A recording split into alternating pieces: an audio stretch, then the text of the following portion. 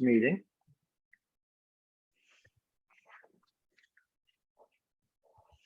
Hi, my name is Warren Burke. I'm the chair of the Economic Development Committee, and I'm also the first vice chair of CB9. I want to welcome you all, and I appreciate your attendance and your interest.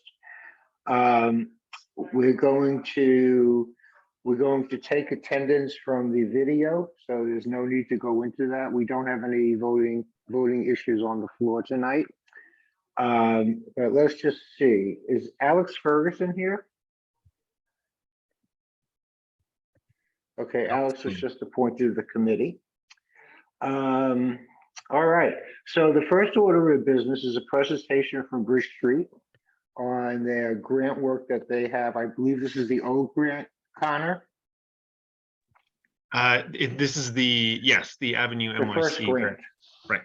Okay, and I want to welcome Omar from the Bridge, who's the CEO, and welcome. We appreciate you attending. It's the COO. You gave me COO, you gave me a promotion. Look,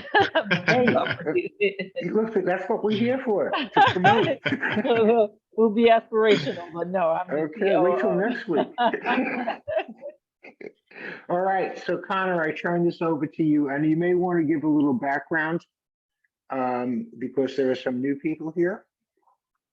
All yours. Yeah, absolutely.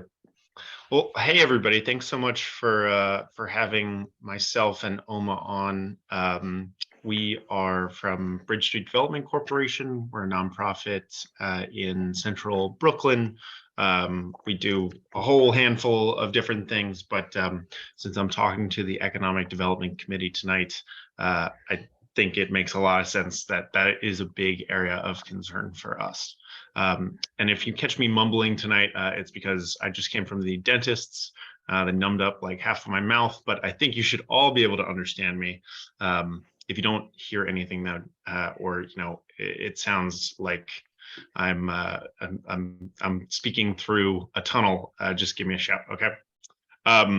But yeah, for everybody who is on the call tonight, we've been here before talking about this.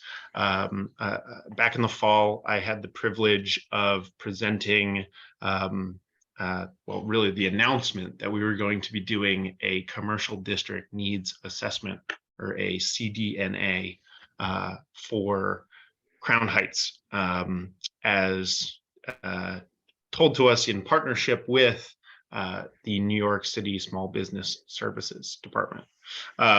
So I'll hop right into this and kind of what that all looks like, but just to kind of give everyone a broad picture, the CDNA is this initiative, the first year of a 3-year-long grant through New York City Small Business Services, called the Avenue NYC grant. So that money actually comes from the federal level, from the Department of Housing and Urban Development, gets funneled down to the cities like New York City, and then essentially they tap nonprofits like Bridge Street, local development corporations, or community-based organizations to learn about particular areas, to do these studies, to get a big bird's eye view of a small space. So we're basically kind of the foot soldiers for New York City Small Business Services here, going out and getting a full holistic study of Crown Heights. So without further ado, let me show you kind of what we came up with. So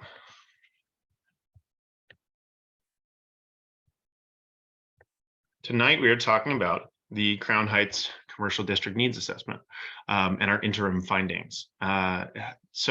Essentially, as I explained, we were tapped by NYC-SBS to look at a particular study area, and that here is Crown Heights along 5 commercial corridors from Atlantic Avenue all the way down to about Empire Boulevard.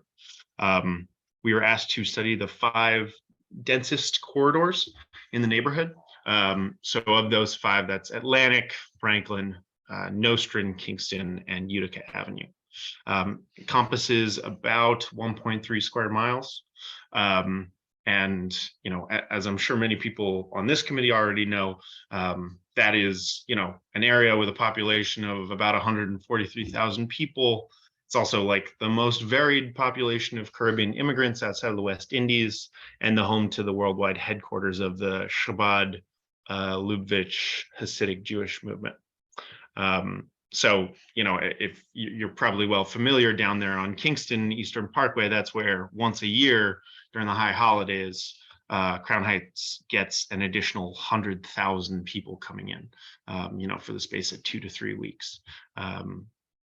So in conducting this study, we had some key takeaways, and that's kind of what we're going to get into today. And in no particular order, those are that Crown Heights is home to a significant number of these historic anchor businesses that really reflect the African American and Caribbean and Jewish cultures in the neighborhood.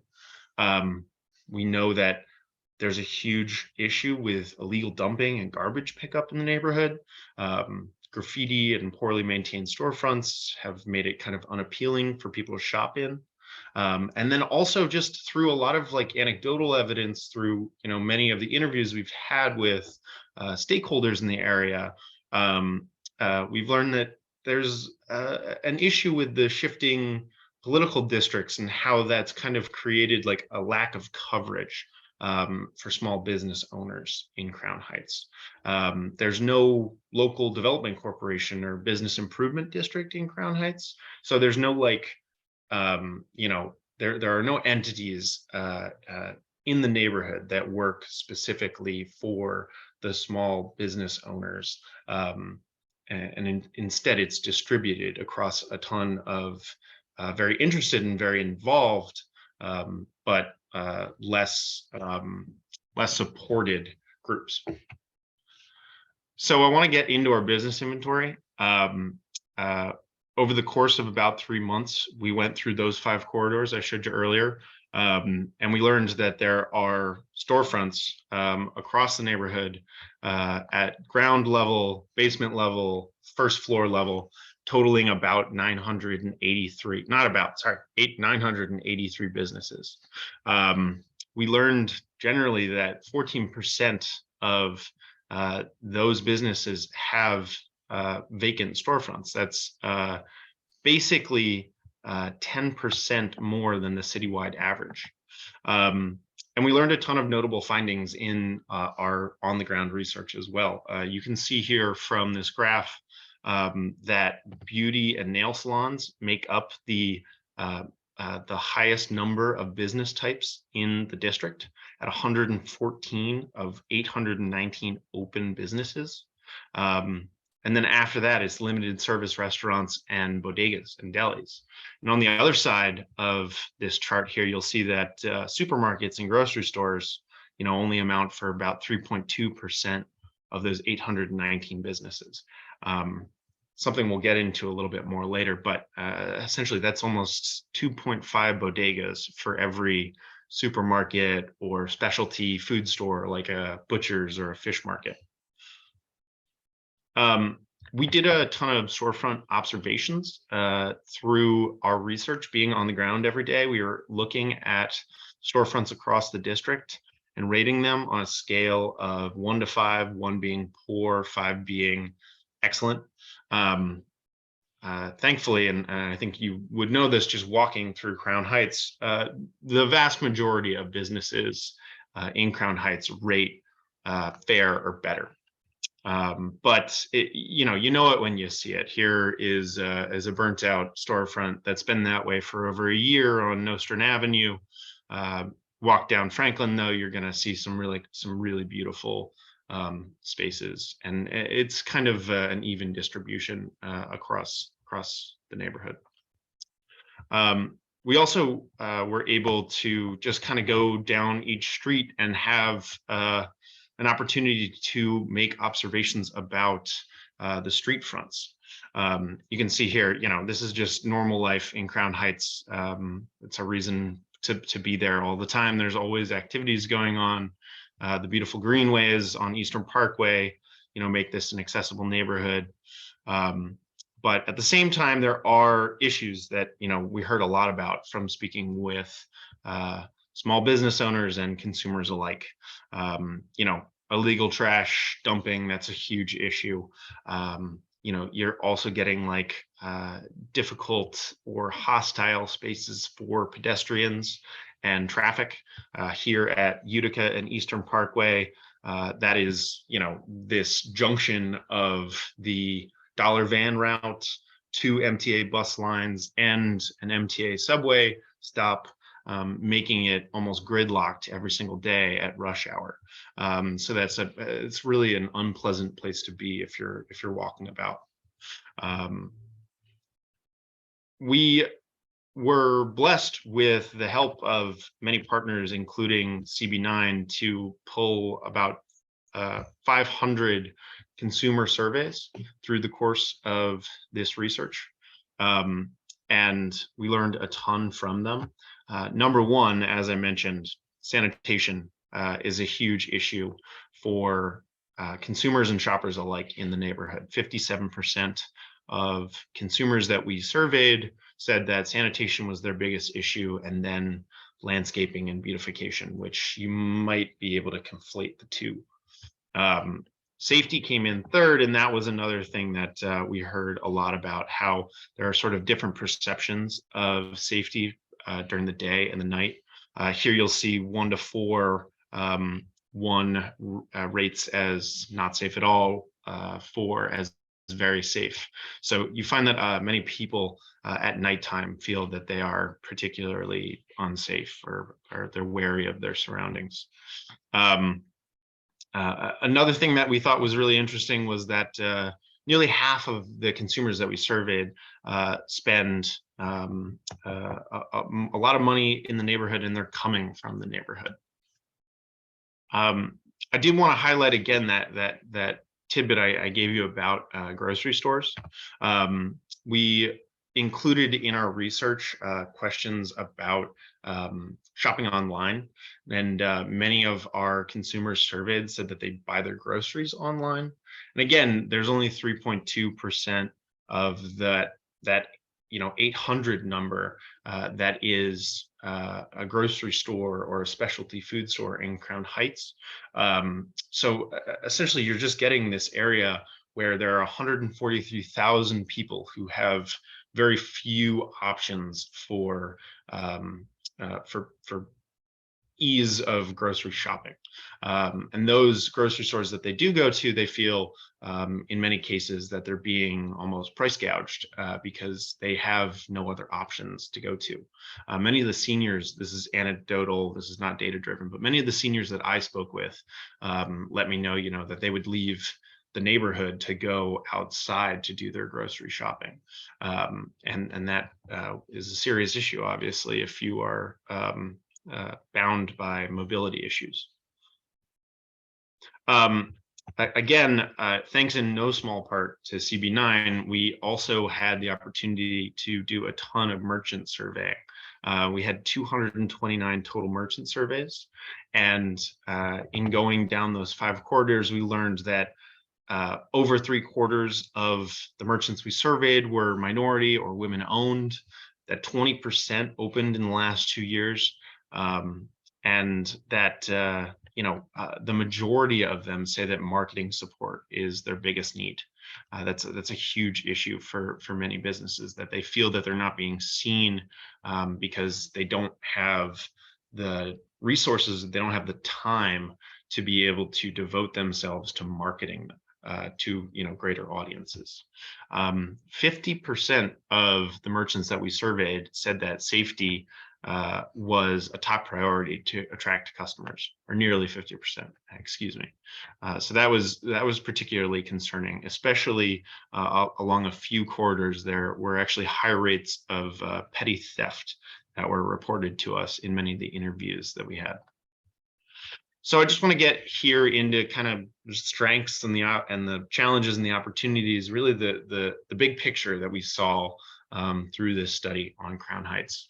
I think it's safe to say, you can go to Crown Heights and you can get just about anything you need.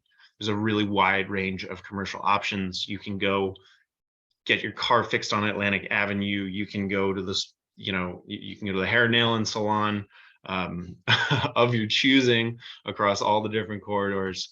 And there's a very high chance that when you are going to these businesses, you are circulating the dollar among minority-owned businesses that really reflect, like I said, that African-American and Caribbean and Jewish culture in the neighborhood. Public transportation's amazing in Crown Heights. There are so many thoroughfares and the LIRR station and all the train stops along Eastern Parkway that it makes it very accessible for people living in the neighborhood to go outside of it. And alternatively for people to visit Crown Heights. And I think there's many reasons to do that. There's beautiful historic brownstones that are protected by a very dedicated preservation society. There's lots of community-based organizations that run exciting events. And then it's a cultural neighborhood as well. The Brooklyn Children's Museum, the Jewish Children's Museum, the Brooklyn Museum, Prospect Park, all of these things are accessible to people inside the neighborhood. And we heard from many that is a very serious reason to stay in Crown Heights. One consumer I spoke with said something along the lines of, I never leave here in the summer because I can get everything I need here, culturally, without having to go elsewhere. So I think, Crown Heights, on its face, it's an excellent place to be. But it does have a ton of challenges. Illegal dumping, garbage pickup, as I said, those are top priorities for change here to make it more accessible, to make it more aesthetically pleasing to shoppers and visitors alike. Safety and perceptions of safety are important as well. I think we can do a ton with street lighting just to change perceptions of safety in Crown Heights. And then vehicle and foot traffic can also kind of challenge physical safety across the neighborhood because there are, areas where bike lanes and bus routes and traffic gridlock can make it quite unsafe for people going about doing their business in the neighborhood.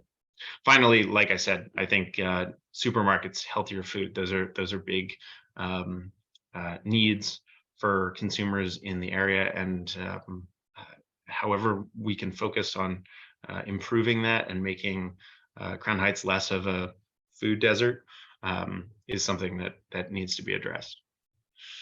I think there's a ton of opportunities from our study area that are talked about often, but cleaning Crown Heights is number one.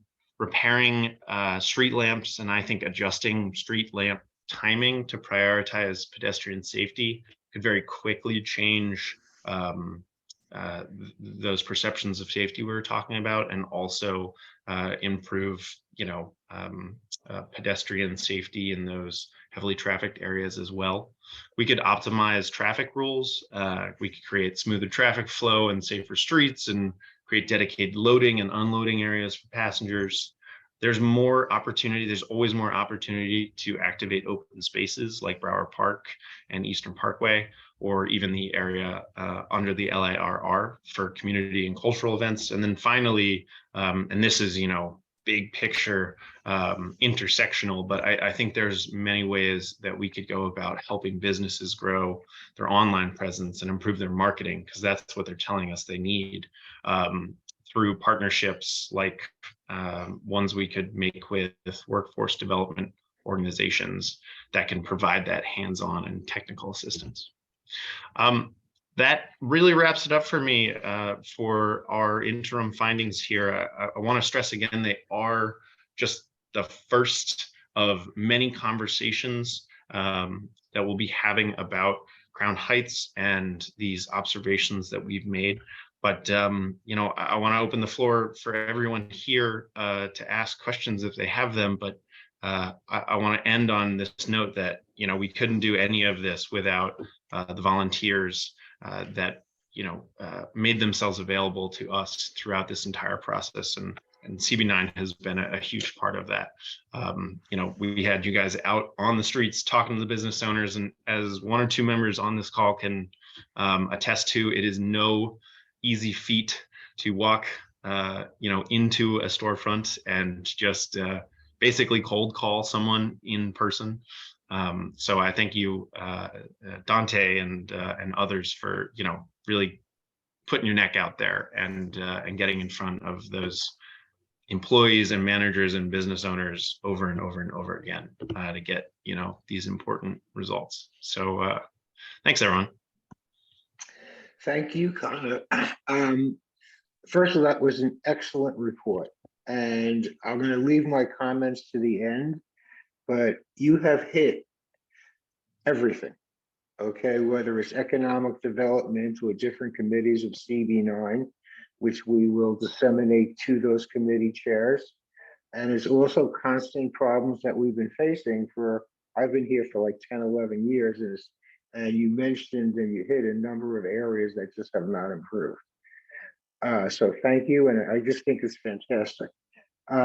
Let's open this up. Are there any questions or comments from the floor from our members or residents? I see a hand up. Hold on a second. Dante, could you call people who are raising their hands? Yeah, I got Michael Liebert.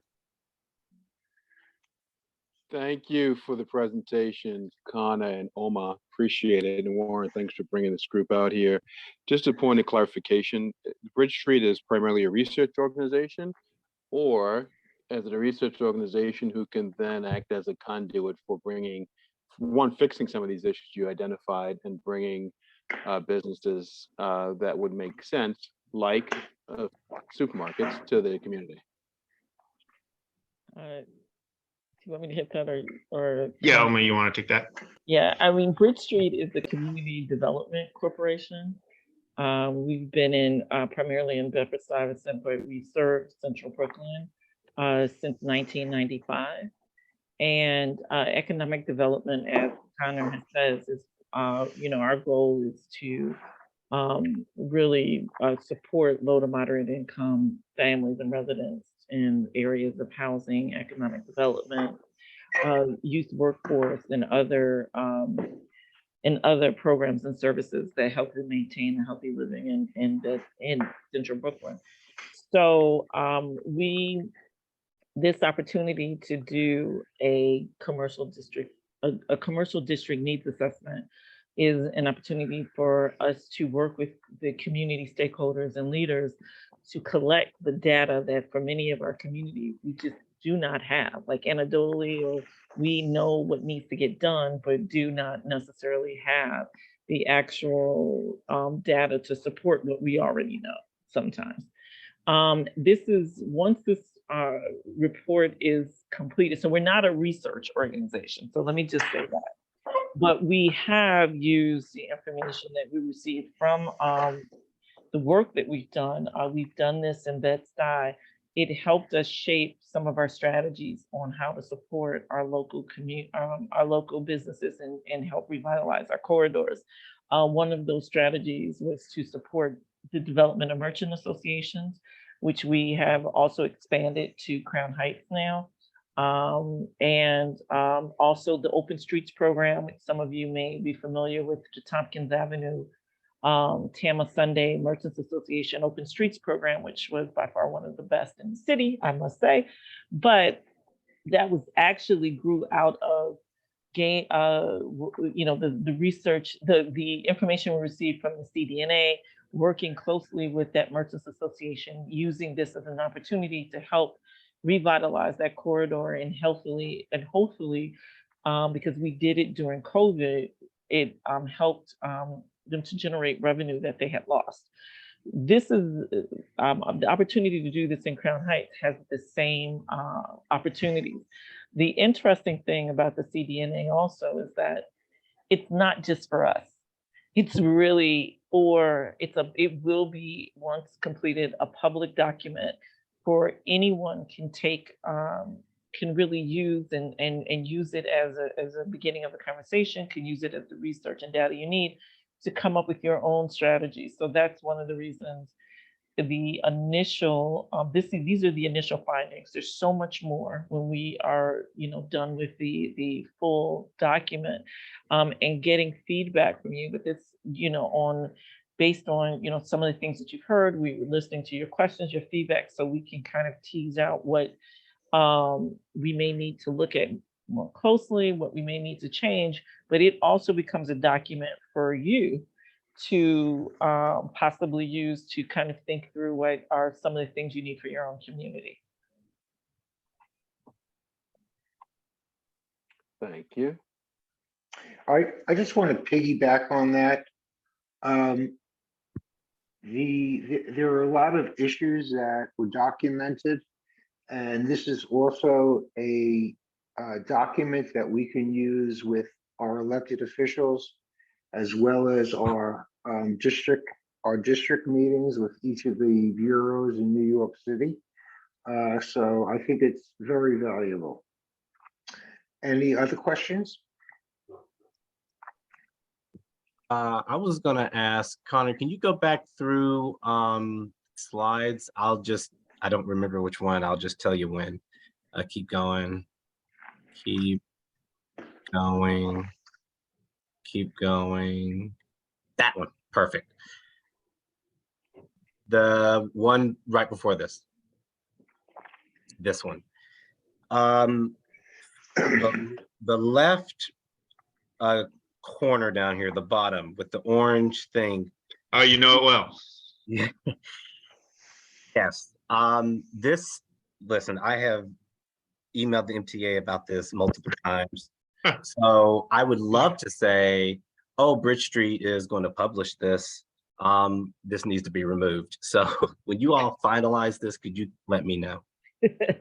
You got it. Yeah. I mean, listen, I was on that street trying to take pictures of Nostrand in general and getting boxed out from that little bottleneck.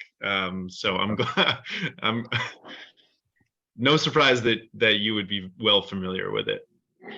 Can't tell what that is. Can you guys describe it? Yeah. So, go ahead. Honestly, it looks like a wooden structure. It's really just like a wooden structure on top of like the subway grates. And listen, I've inquired with the MTA multiple times, but I'm getting the runaround. So I would love to add this as some leverage onto that. Essentially, Where is this, Dante? I'm sorry? Where is this? This On President is Street? on Nostrand, between Eastern Parkway and and Union. Yeah. Okay.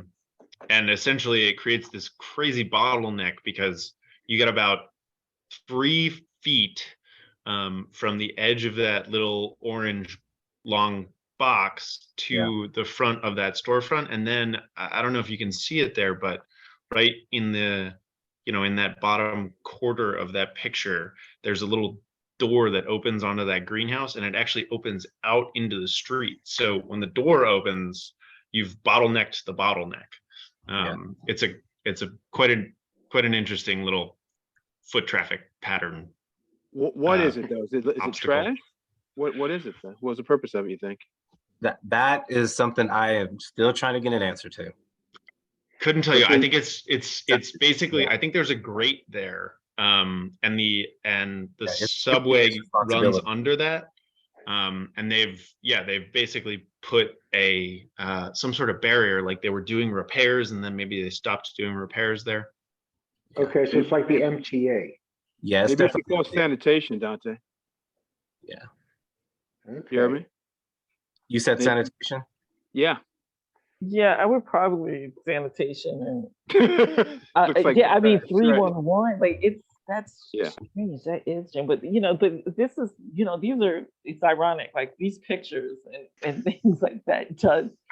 We will be making mini presentations, and you too can also request us to make some of these presentations to get feedback. So maybe it might be nice, maybe we should invite MTA Right. or I think it's like who's in charge or who has the authority to deal with this.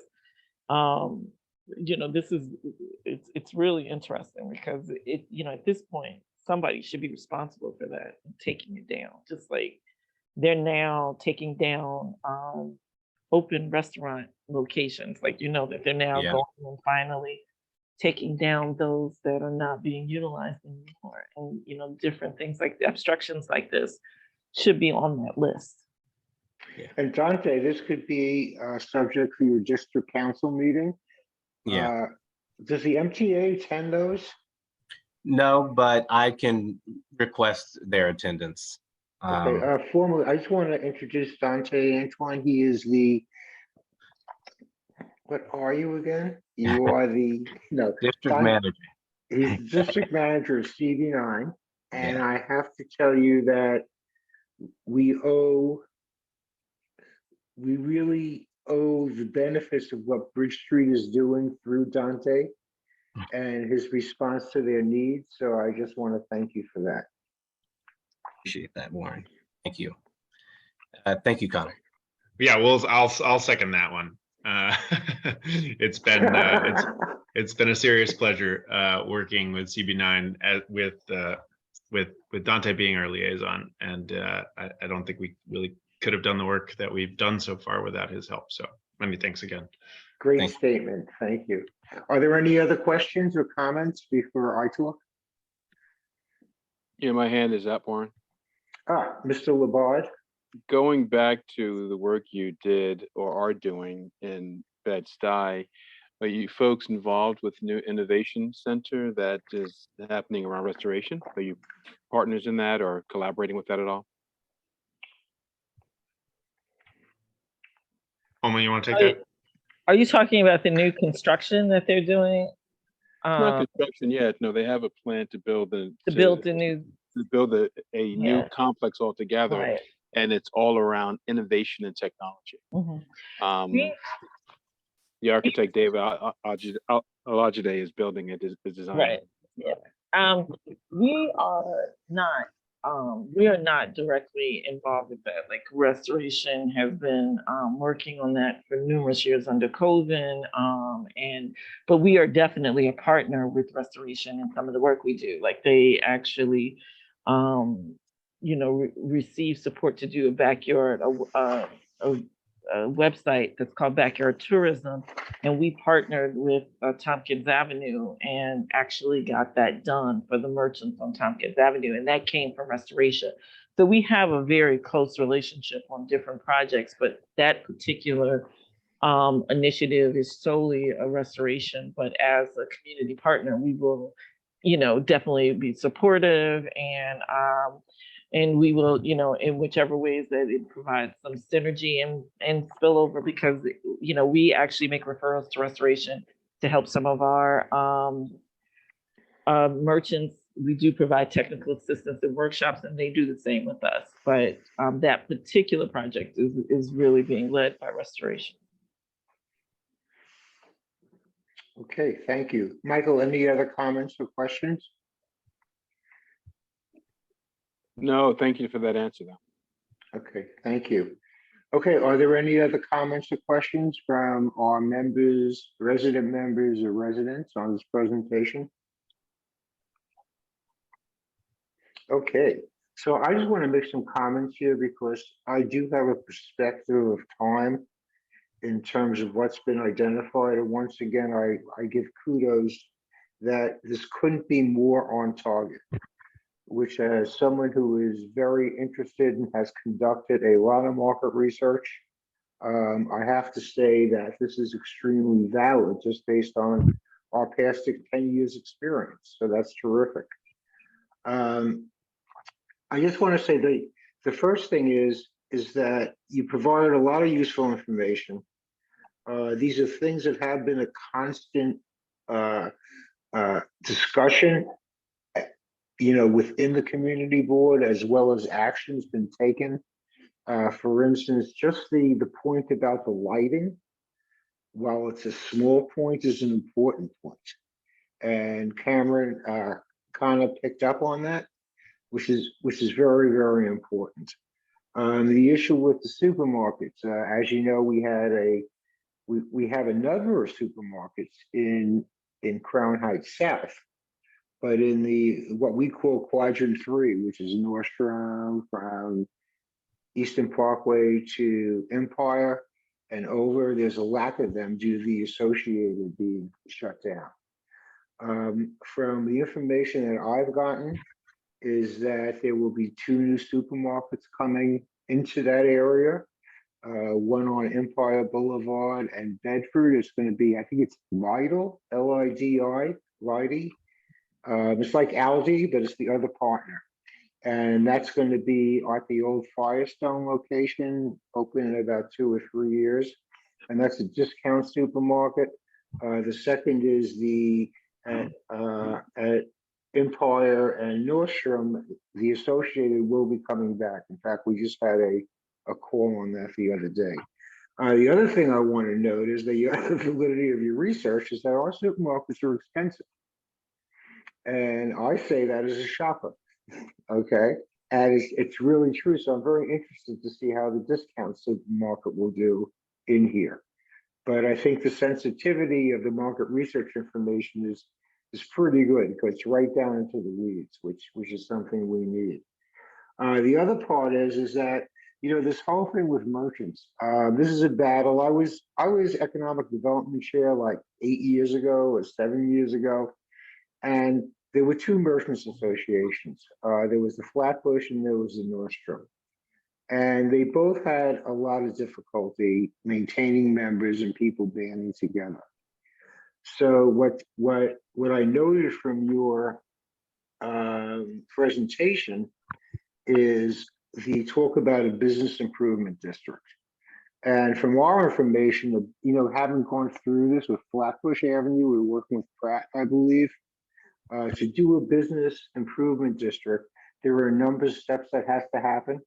And yes, I'm assuming you're involved with the Nordstrom Avenue Association and Church Street Association that just merged. Okay, and one block of ours is in that from, I believe, Parkland down. Okay, that's the issue. So one of the things I'd like you to consider is how do we accomplish the business improvement district? And how do we take it from a concept to implementation? And it's a whole bunch of steps. So that's something, if you're interested in, we can certainly talk offline on. But I personally found it, and my committee members back in the day found it very difficult. The next point is, I do agree. Can I like the I'm sorry. I just on that point, I didn't want it to go Please. without saying, which is interesting that you say that because you know, as we were doing this work, and yes, we were working with NAMA, and we are still making that we were able to get another grant to exclusively work with Building Merchants Association. So we're working with Crown Heights.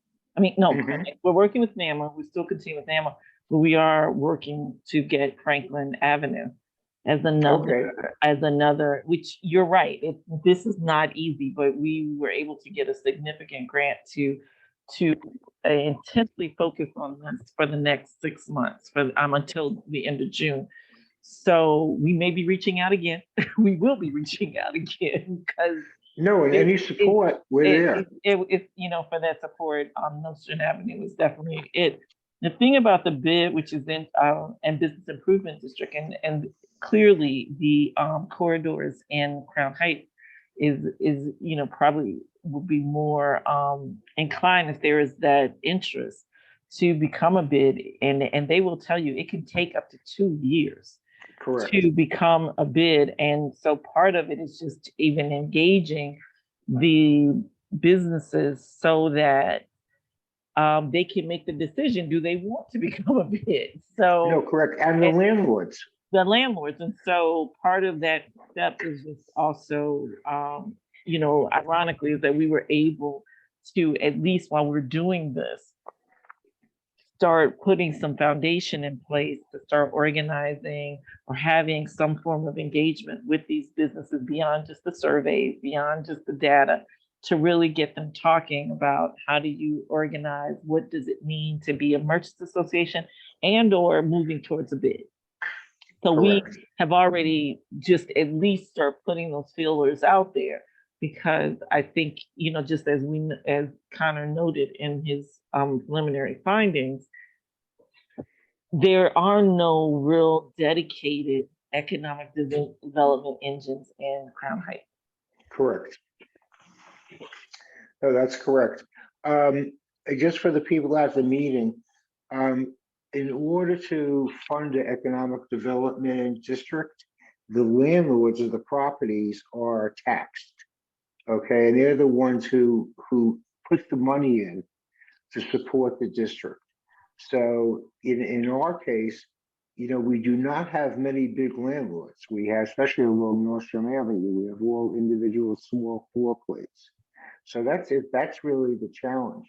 But number one, I thank you for what you said, and we're on board to offer any assistance, either through the local elected officials we support, and they support us, as well as anything that we can do to give you data and testimony.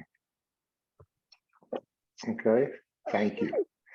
The last comment I have is you're finding that there are 20% new businesses in the last 2 years, and that is just phenomenal. Okay, we have gone without new businesses and businesses shutting down pre-COVID through COVID. And the one thing that I've personally seen, and I ride a bike, so I ride all around, is that I'm impressed with the number of new businesses opening on Nordstrom Avenue. And which is just terrific, because that means the multiplier of the money they spend, the whole thing of employment and everything else.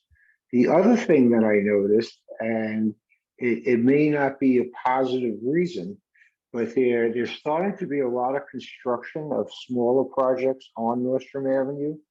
I believe there's one on President Street by the Community Board office, and also on Sterling Street and Nordstrom, where they're preparing. You can see the building is all shut down.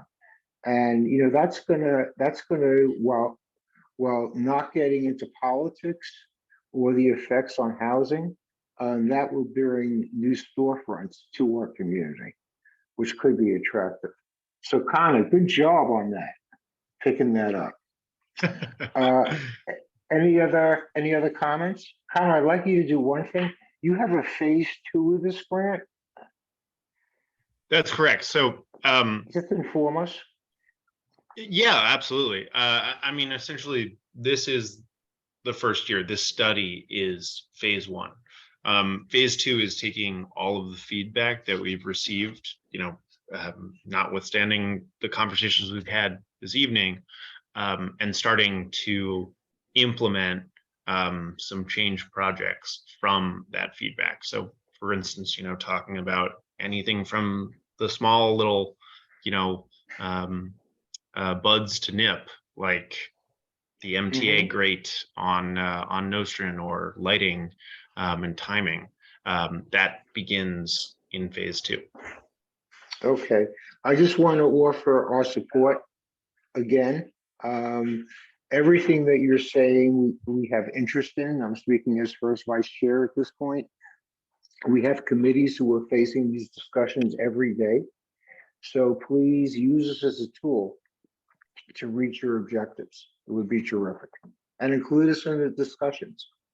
Okay, Certainly. it's more meetings for you, Connor, but you could do it, you know. Well, That's our well, let's just say that Connor is you know, and he is the you know, within Bridge Street, he's dedicated to Crown Heights. So and part of this is that we do want to reach as many audiences as possible to inform them that some parts during the preliminary, this is just the preliminary part to get feedback, and then there will be an opportunity when the final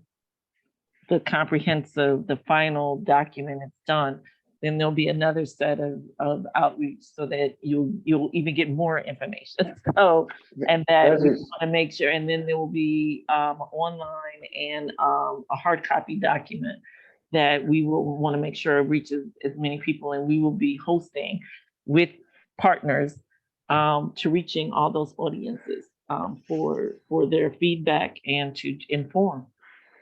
That's great. I have to tell you, I have a lot of gratitude as chair of this committee and being on Community Board 9. And plus I'm excited because the first process, in terms of a process, is identifying. And this has given us the material to identify. So thank you. And I think the committee will be energized by a lot of these issues and projects. So, as well as other committees.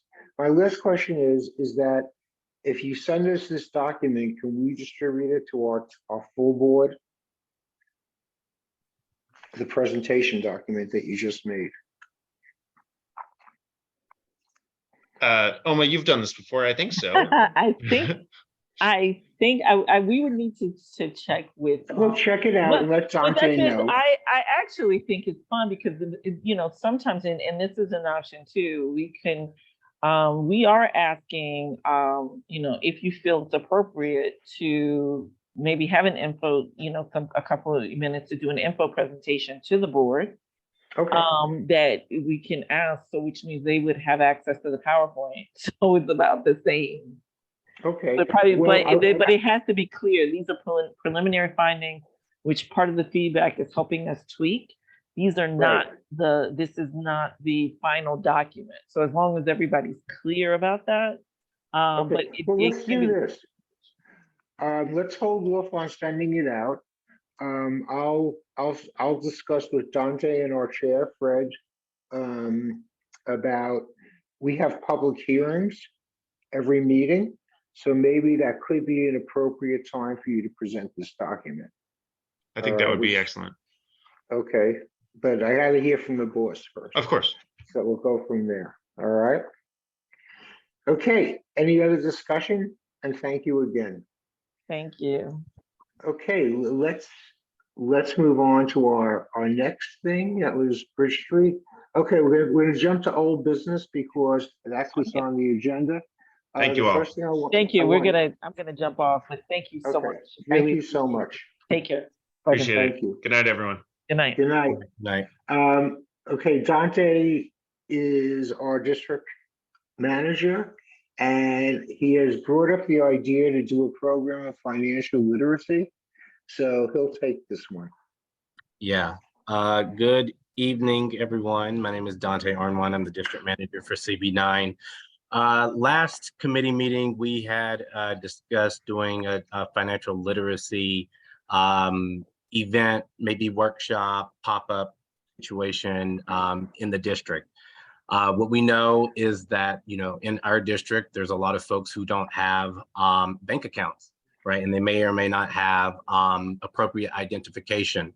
And so what we want to do is connect people to economic resources. So, there are programs like ID NYC where people can use those IDs to go and get bank accounts. And so what we wanted to do is to, possibly do some type of event like that in the district. Now, I reached out to Carver. I hadn't heard back from Carver. So right now, that's just kind of at a standstill. But I do know that we have a good relationship with Chase Bank. They often do workshops. So what I can do is I can reach out to Shakima at Chase to see exactly what they have in their portfolio in terms of community engagement workshops. It would be nice for us to start partnering with some of the banks in the community. Now, once Carver reaches back out, then we can partner with them. But I do think getting people familiar with financial literacy, understanding bank accounts, it doesn't necessarily mean that if Chase is out there that they're going to get a Chase bank account. But I do think like getting information from Chase and having an understanding of what a checking account is, what a savings, what credit is, so on and so forth, is going to be important for anyone. And I think that something that I've seen just in passing is that it would be nice to connect youth to financial literacy early. I know I've worked at DHS, I've worked with kids who resided in shelters, and I know that a lot of those kids didn't, know a lot about financial literacy. And, I was very fortunate enough to be in Boy Scouts, and so I learned about financial literacy through that. And so that teaches you a lot along the way. And I think it's extremely important that we teach this generation early on how to hopefully make money, but have a bank account, budget, manage it, and take care of themselves financially, and savings, not getting into the realm of politics. We don't know how things are going to look in the future. So it's extremely important that, we start teaching our youth that they should be, financially literate as they start to age. And so, I leave this open to the committee. I'm open to doing anything. It really comes down to the committee, what you all are interested in doing as a group, and then we can put it together.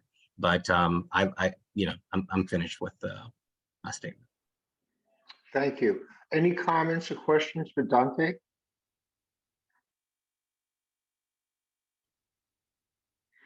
Well, I have a question and comments. First of all, I think this is terrific, and I think you're 100% right. I think that number one, we should partner with the youth committee and also the education committee, and as well as doing pop-ups, which I think is important. Right. In terms of the adults in our community, that we start doing some sort of program, and of course, right here it would be Chase, where if I was to suggest the location for the pop-up, I would say Carver. I think that's a good thing to do. So let's put this on all of our agendas. And I think the main action point at this time is for you to speak with Chase and to see what they would do. And it could be for September, okay? No one's saying no. I'd like to do a pop-up when the weather gets nice in front of Carver. Right. And I'm sure we can muster that without too much, work and issue. Yeah. Okay, but I'm all for this. And are there any objections from the committee members or the residents? And I would add to that, what I've been trying to do, I've been working out to city agencies, been reaching out to city agencies, working with them to try to create like a routine schedule of district pop-ups. Now the dates aren't solidified for everything, but I've got HPD, so that's good. They have their mobile unit. I think I'm going to be able to get HRA. I think it would be nice if we could do something similar with the Economic Development Committee. Now, I don't know which financial institution, fits the bill for this type of thing, but it would be nice if we could do something like maybe every last Friday of the month, this organization is going to be at this place at this time every last Friday. And then it's just recycled and everyone knows that, that service will be provided. Okay, Yeah. so let's discuss this and get back to the committee at the next meeting. We have some time, but I think that's a good idea. Yeah. And if you guys know financial institutions, let me know. Yeah, I mean, everybody should know that, look, the whole issue on the community board is funding. We basically do not have money for this. We have a set budget by the mayor's office, but we're certainly capable of going out and getting organizations to fund this. So in this case, let's just say, for example, it was Carver Bank. I'm sure we could secure funding from them, okay, to get some support there, as well as this is something that our committee members can participate in. I know I certainly will, but you need a representative from Carver Bank who has the details. Yeah. Okay, and not just the concepts, as I'm the king of concepts, but it's the details that matter. So that's good. Any other questions? Okay, the next thing is a commercial small business canvas of our major arteries, and that was again put forth from Dante. And yes. I have to say it's a welcome. It's a welcome thing that he's suggesting these things. That's something I think we should do, but I'm not going to bring it up until the weather gets warmer.